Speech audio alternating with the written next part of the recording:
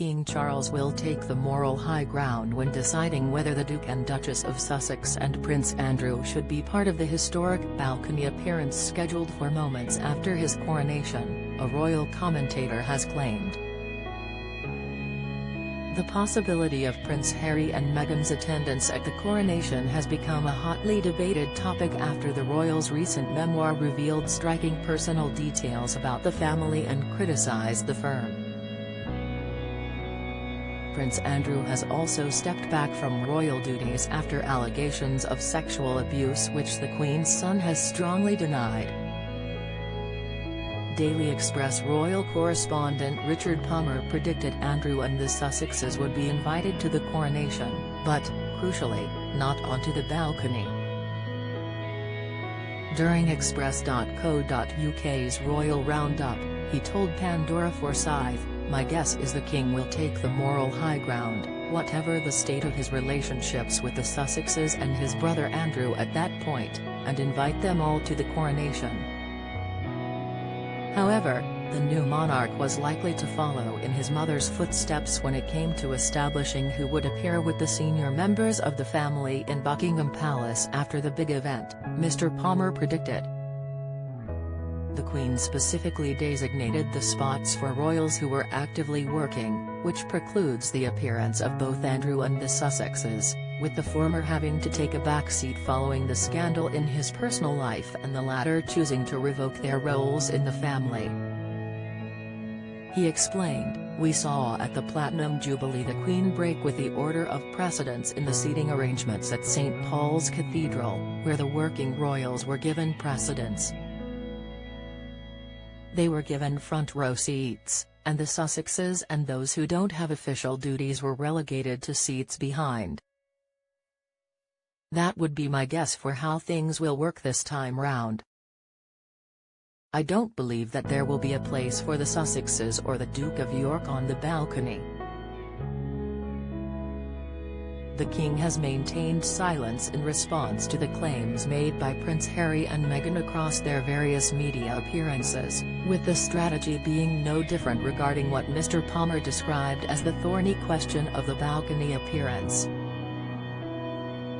Kensington and Buckingham Palace have refused to comment on anything contained in Harry's book, which is in keeping with their maxim of never complain, never explain and not sharing their opinions, leaving official communications to speak out on matters.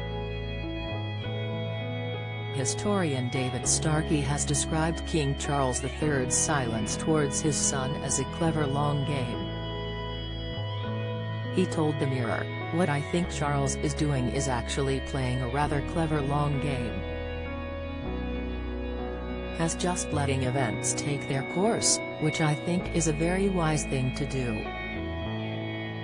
In a poll that ran from 11 a.m. on Tuesday, January 3 to 1:30 p.m. on Friday, January 6, Express.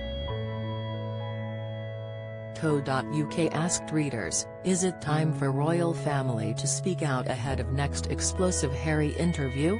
To which the overwhelming majority, 78%, or 4,706 people, responded no.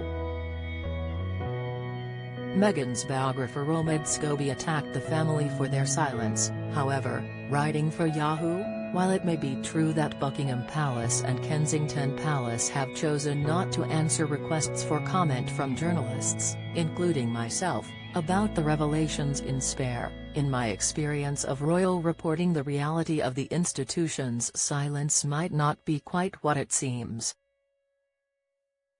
Despite the tired never complain, never explain facade, an assortment of royal family sources and friends have all been busy speaking to media outlets since the contents of the book first leaked to British newspapers ahead of its 10th of January debut.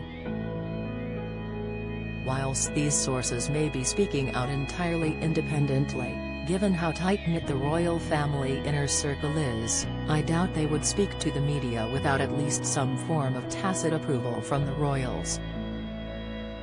But Mr. Scobie admitted the silence from the royal family over the claims from Harry seems to be working.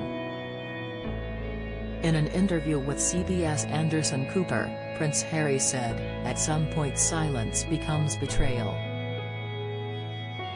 He was not clear about whether he would want to attend the coronation if he was invited, however, saying, "There's a lot that can happen between now and then. But you know, the door is always open. The ball is in their court. There is a lot to be discussed and I really hope that they are willing to sit down and talk about it."